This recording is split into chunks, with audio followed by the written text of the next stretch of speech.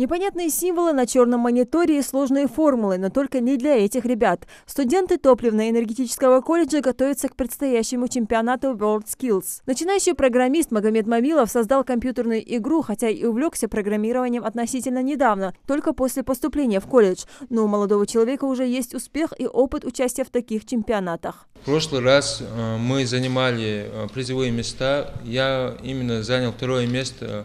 В Владикавказе был чемпионат по Северному Кавказу. Я изучил много чего нового. В прошлый раз задания тоже были сложные, соперники тоже были очень умные, в своем деле разбирались, но все равно мы тоже учимся и надо по-любому одержать победу. Вместе с ним в конкурсе веб-программирования в чемпионате WorldSkills представлять колледж будут еще 4 участника. Все они готовятся к предстоящим испытаниям. Какими они будут, уже известно. Каждый из участников столкнется с 3 заданиями различной сложности.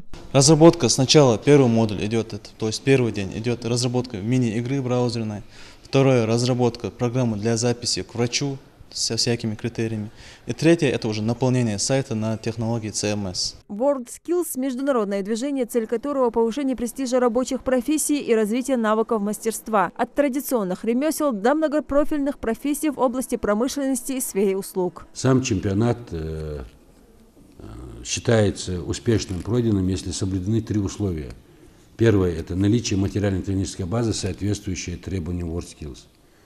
Второе – это грамотная работа экспертов, своевременное оформление документов, веб-транслирование. Это все будет транслироваться в прямом эфире со всех площадок. И третье – наличие деловых партнеров чемпионата. Это организации бизнеса, которые будут участвовать, помогать, выделять какой-то расходный материал. Всего от колледжа в чемпионате примут участие 25 студентов. Соревнования охватят практически все СУЗы Ингушетии. Он проводится по 10 профессиям. Конкурс по 4 из них пройдет на базе колледжа, в том числе и сварочные технологии, в которых планирует принять участие и Билал Бахмурзиев, студент 1-го курса. На вопрос, почему решил учиться на сварщика, отвечает скромно: «Думаю, профессия пригодится в жизни». Для него чемпионат – возможность, где прохождение на новый этап гарантирует новые навыки и бесценный опыт. Я сейчас умею делать только полуавтомат, но в дальнейшем собираюсь учить другие виды сварок. И изучив эти сварки, я очень надеюсь, что буду полезен людям.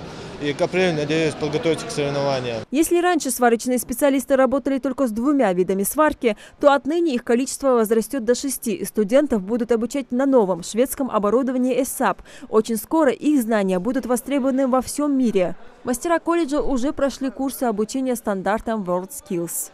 На лазерной сварке могут они работать. Они могут работать на дистанционной сварке, на роботах могут работать они.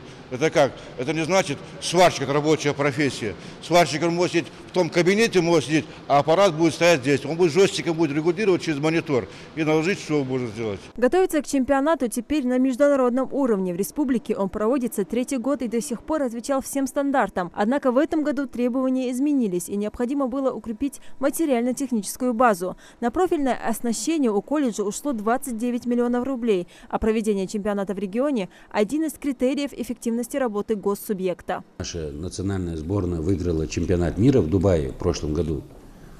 Руководством нашей страны выделяется особое внимание, и поэтому сейчас чемпионаты мы должны проводить на оборудовании, которое соответствует требованиям WorldSkills. Чемпионат будет транслироваться в режиме онлайн. 24 января стартует региональный этап конкурса. Окружной планируют провести в апреле. Задача наших студентов – пройти в сборную России и представить страну на международном уровне. Лейла Гайсанова, Хаваш Гойгов, Новости 24.